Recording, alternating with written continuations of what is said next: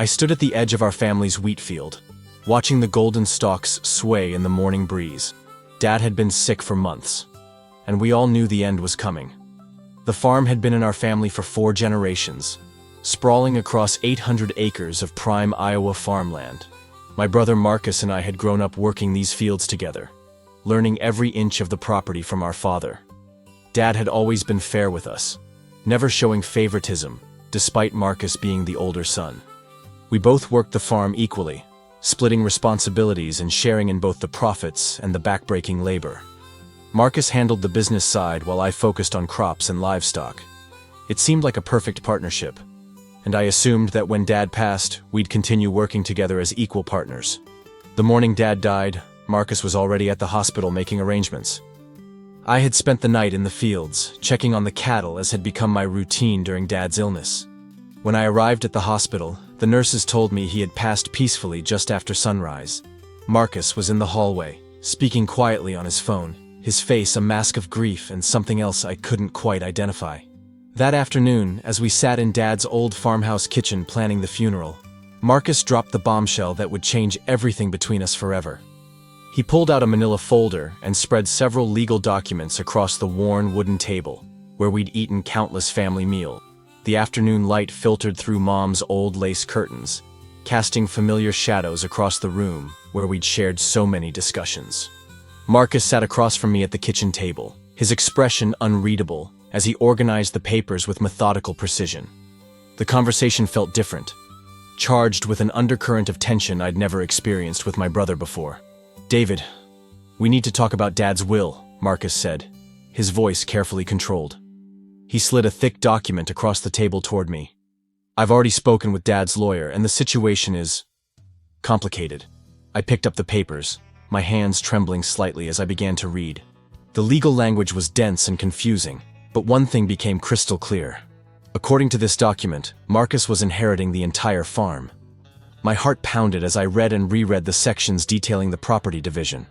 The main farmhouse, all 800 acres, the barns, equipment, livestock, everything was going to Marcus. I was mentioned in the will, but only as a recipient of a small cash inheritance, barely enough to buy a modest house in town. It felt like a physical blow, knocking the wind out of me.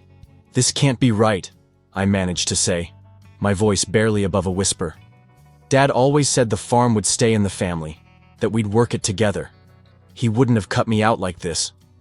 Marcus's face remained impassive, but I caught a flicker of something.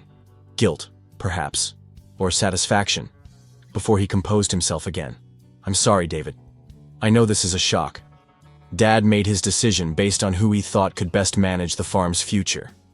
You know how much debt we've been carrying, and with the market changes." His explanation felt rehearsed, as if he'd been practicing what to say. That night, I couldn't sleep. I kept walking through the house Dad had built with his own hands, touching familiar objects and trying to reconcile the man I knew with the will Marcus had shown me. Dad had always been meticulous about fairness, especially when it came to Marcus and me.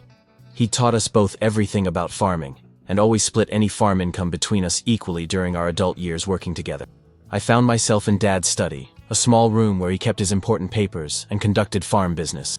The desk was exactly as he'd left it, neat stacks of invoices, weather reports, and agricultural journals. I wasn't looking for anything specific, just trying to feel close to him, when I noticed something odd. The filing cabinet that usually housed Dad's most important documents had been recently disturbed. My unease grew as I searched through the remaining documents.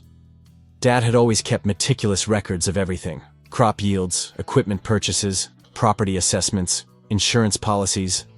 But several key files were missing, including the folder where he typically kept legal documents. It struck me as strange that these particular papers would be gone while less important documents remained untouched. I thought back to the will Marcus had shown me, trying to remember specific details. The document had looked authentic enough, with official letterhead and what appeared to be Dad's signature. But something about it had felt wrong.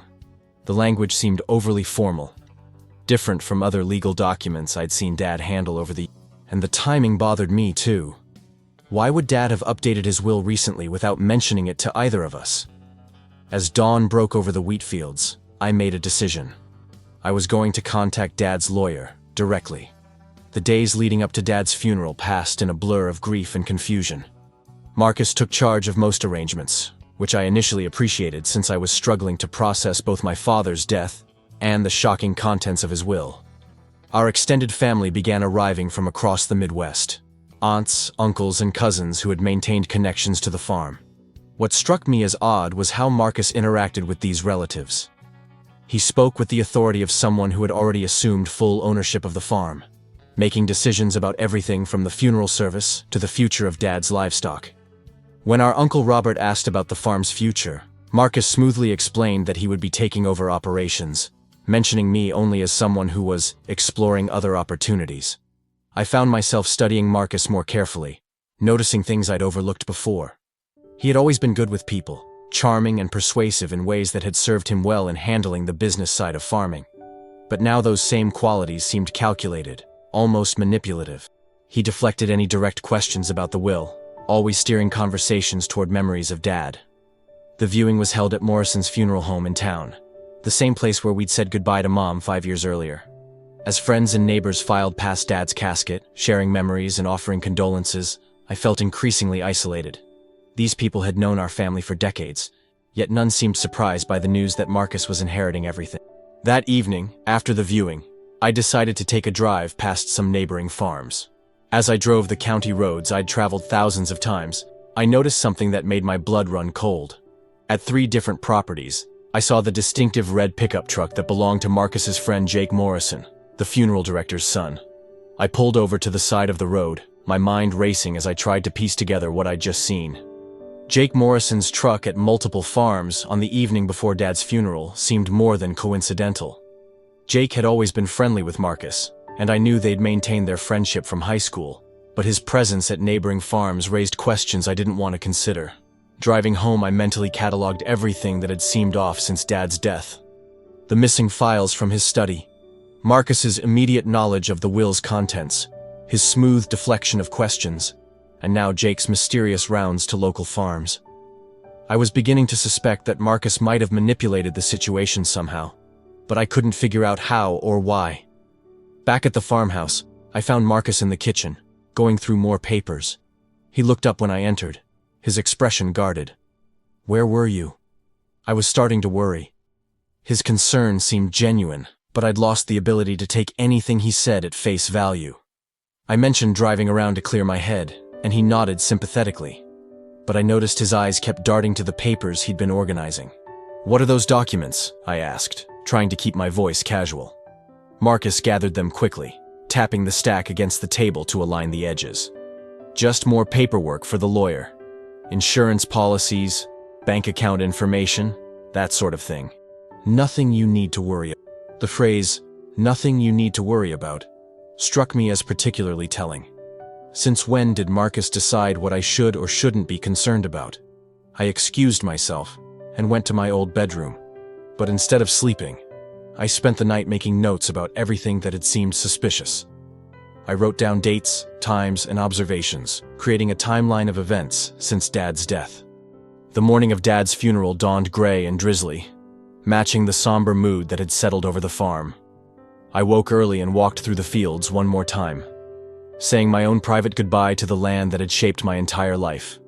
The corn was approaching harvest height, and the sight of those familiar green stalks filled me with a sadness that went beyond grief for my father's death. At the funeral home, I was surprised by the number of people who had come to pay their respects. Dad had been well respected in the farming community, known for his honesty and fair dealing with neighbors and business partners. As I greeted people and accepted their condolences, many expressed surprise about my plans to leave farming. Word had apparently spread that Marcus was taking over the farm. "David, I'm sorry to hear you're leaving the farm," said Mrs. Henderson, who owned the property adjacent to our southern boundary. "Your father always said you had the best instincts for farming he'd ever seen. Seems a shame to waste that gift." Her comment was typical of many I heard that morning. People remembered me as the brother who lived and breathed farming. The service itself was beautiful, filled with stories about Dad's life and his contribution to the community. Marcus delivered a moving eulogy, speaking about Dad's legacy and his hopes for the farm's future.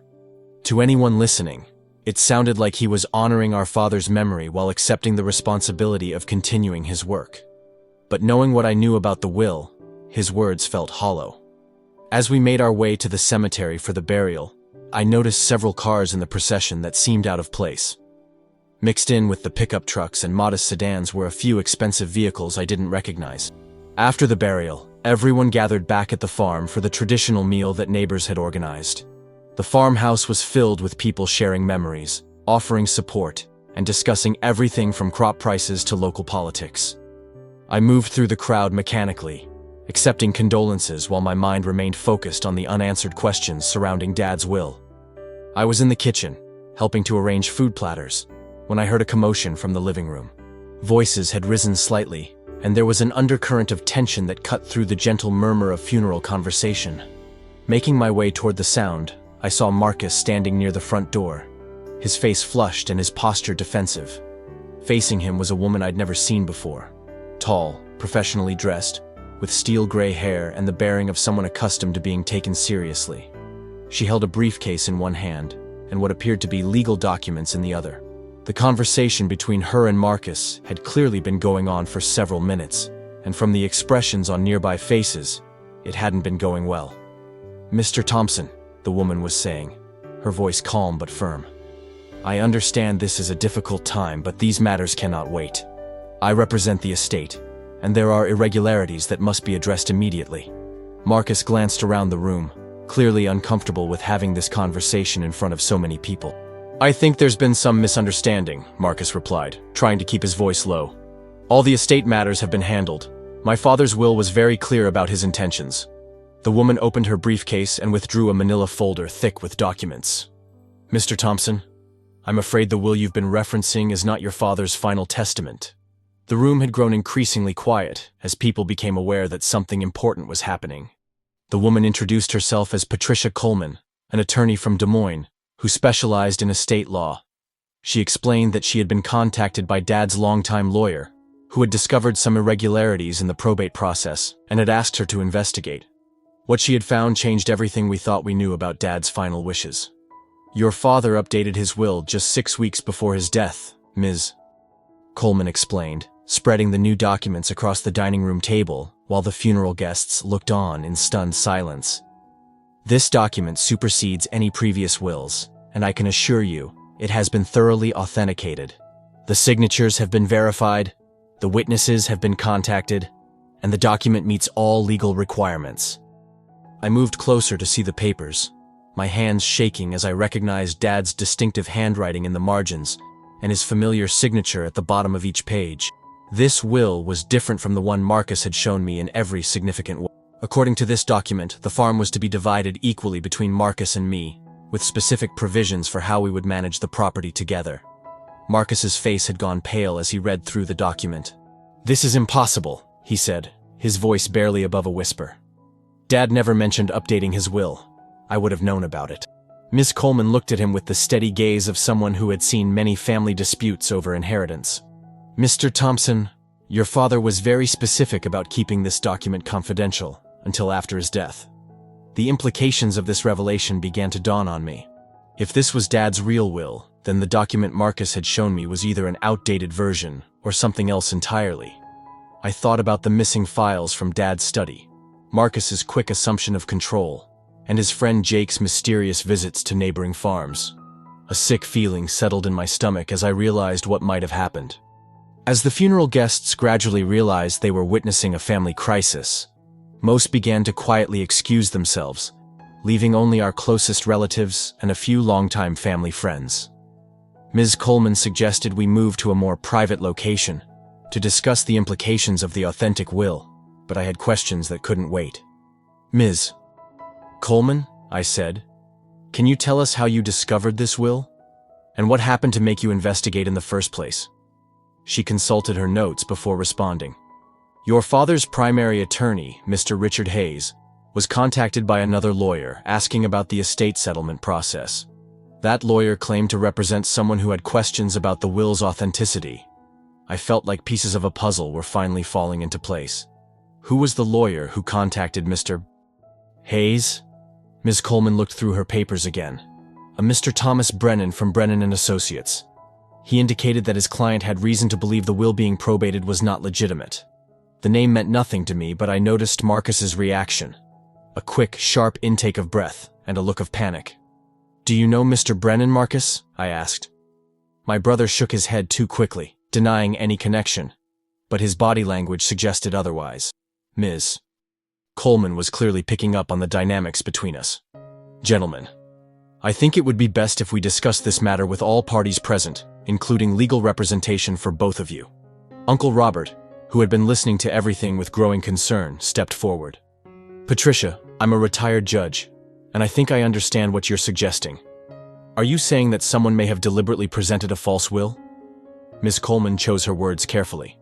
"I'm saying that there are questions about how the previous will came to light, and those questions need to be answered through proper legal channels." After Ms. Coleman left and the remaining guests departed, I found myself alone with Marcus in the farmhouse that had been our childhood home. The weight of what had transpired hung heavy in the air between us.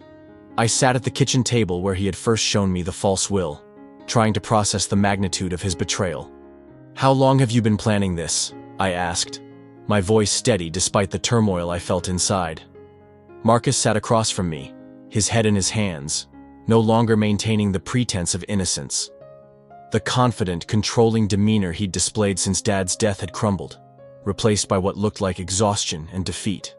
"It wasn't supposed to happen like this," he said finally. "Dad was going to leave the farm to both of us, but I knew we'd never be able to work together long term." "You're too idealistic, David. You don't understand the business realities of modern farming. I thought if I could manage the transition smoothly." His explanation trailed off as he realized how weak it sounded. I felt a surge of anger unlike anything I'd ever experienced. "So you decided to steal my inheritance? To present Dad's old will and hope no one would find the real one?" Marcus looked up sharply.